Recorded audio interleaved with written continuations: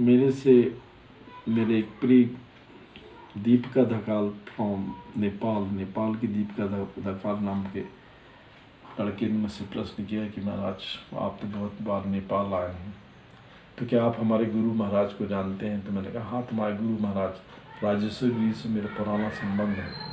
मुझे आज भी वो घटना याद है जब मैंने 12 शिवलिंगों के दर्शन करने के पश्चात उनसे नेपाल में मिला। ये करीब 32-33 साल पुरानी घटना है।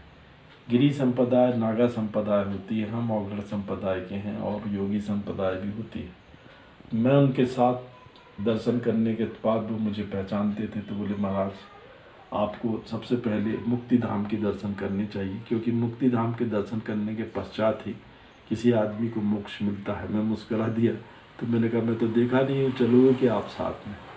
उन दिनों में कठोर रास्ता था, गाड़ी घोड़े होते नहीं थे, हम लोग पैदल पैदल जाने के लिए तैयारी में मुक्ति धाम हम वो और एक हमारा सेवक जा रहे थे। घना रास्ता, जंगल था। गांव के बाहर देखा हमने कि हमें भूख लगी है, रात्रि हो रही थी, तो देखा एक छोटी सी झपड़िया थी। तो वो नौकर बतलाया कि महाराज ये एक नाव है जो बाल काटता है।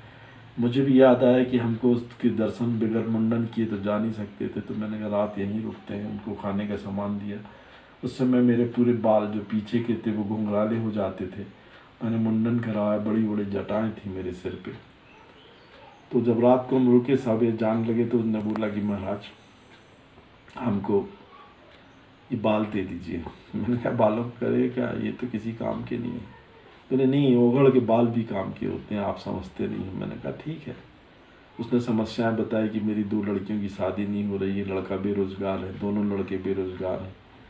तो हमने कहा परमात्मा से हम प्रार्थना करते हैं कि वो आपका काम कर देंगे। इसके बाद हम राजेश्वर गिरी के साथ मुक्ति धाम पहुँचे। वहाँ गांडव नदी है, जिसके हर एक पत्थर में भगवान शिव, भगवान विष्णु की चिन्ह निकलते हैं। मैंने वहाँ देखा कि 56 धाराएं बह रही थी, उसमें स्नान करना पड़ता है। तब उस मंदिर में भगवान विष्णु की पूजा की जाती है। हम लोग वहाँ 3 दिन का हमारा कल्पवास था, 3 महीने हमको रुकना था। तो प्रत्येक दिन वहाँ स्नान करते, गांडव नदी में जाके भगवान विष्णु का ध्यान करते, फिर मंदिर में पूजा करते।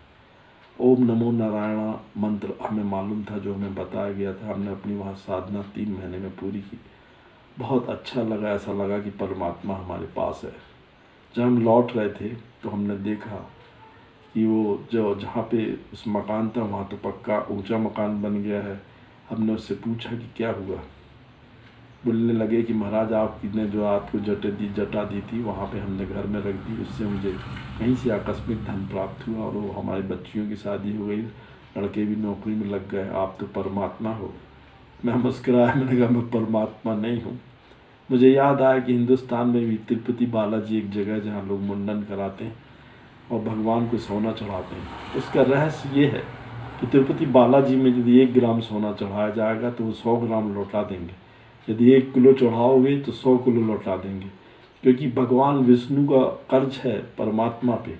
क्योंकि उनकी पत्नी जो बलि राजा को पास गिरवी रखी हुई है, उसको लौटाने के लिए वे सोना चढ़ाते हैं। मैंने लोगों को समझाया, उनको समझ में नहीं आया। हमने कहा बालाजी में यही सिद्धांत चल रहा है, और एक सिद्धांत तो इंसान के अंदर होता है। मैं ये नहीं कहता किसी के बालों की जटों से पैसा मिलता है, पर ये निश्चित है कि बालाजी में चढ़ाए हुए बालों का उनको फ़ायदा हो रहा है और लोगों को पैसा मिल रहा है। मेरे कहने का तात्पर्य यह है कि नेपाल के लोग बड़े सीधे साधे भोलेनाथ हैं। गत वर्ष मुझे पता चला कि गिरिनंद महाराज ने समाधि ले ली। मैं उनसे नहीं मिल पाया, पर कभी जब जाऊंगा तो उनकी समाधि के दर्शन जरूर करूंगा। जय माँ।